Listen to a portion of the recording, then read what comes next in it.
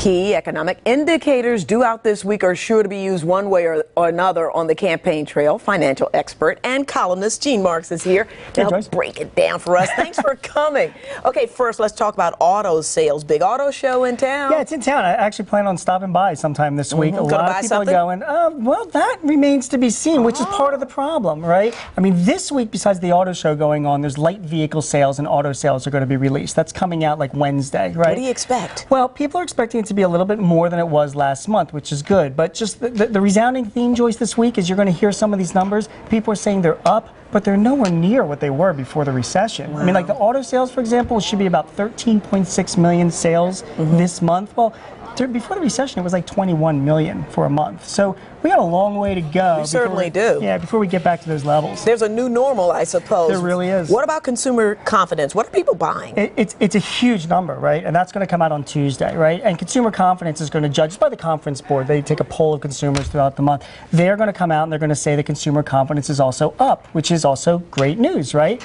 But Joyce, when you compare consumer confidence now to the way it was before the recession, a ways to go. The index is like 68, whatever that means. But before the recession, it was like 90. So we still have a long way to go before consumer confidence levels are even as high as they were before the economic downturn. Going up, which is good, but still nowhere near where they really should be. Long way to go. You got it. So how is all of this going to be used on the campaign trail and spun by those who want to be president? Oh, man. Well, we're all leading up to that unemployment number, which is coming at the end of the week, right? And in the end, Joyce, it all comes down to jobs, right? So, absolutely. You know, will all these numbers turn into people getting more work and bringing that unemployment number down? The unemployment number at the end of the week is supposed to be about the same, about 8.5%. So even with consumer confidence being where it is, light vehicle sales going up a little bit, you're going to hear those Republican candidates say, hey, they're up, but like you just said, it's the new normal. It ain't nowhere near what it was before the recession. We have a long way to go, and here's what I'm going to do to fix the economy. Right. Now, put into perspective for us this raging debate over job creation and taxing the wealthy.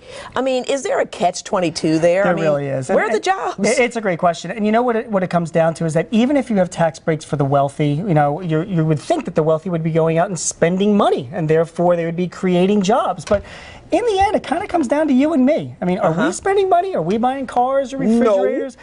Right. So until the consumers are out there buying, the wealthy, with those tax breaks, theoretically, should then make the investments and hire more people. But it really does come down to consumers first, and consumer spending is still historically pretty low. We're going to see what happens. Thanks so much, Gene Marks. Marks Group. Yep. Thanks for coming in, talking with us tonight.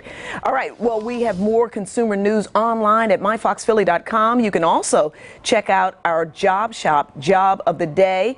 Just click on the Consumer tab right there under the News tab.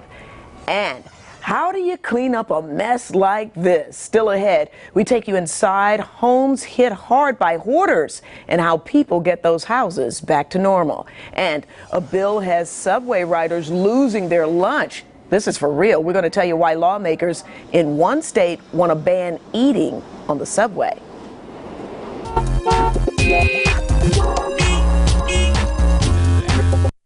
2 words say it all. Hulk. What's you gonna do? Hogan. When Hulkamania runs wild on you. American Dad. Tonight at 9:30. The Philadelphia 76ers. Passionate, intense, proud. Wake up with Good Day, then wind down with me, Dr. Oz.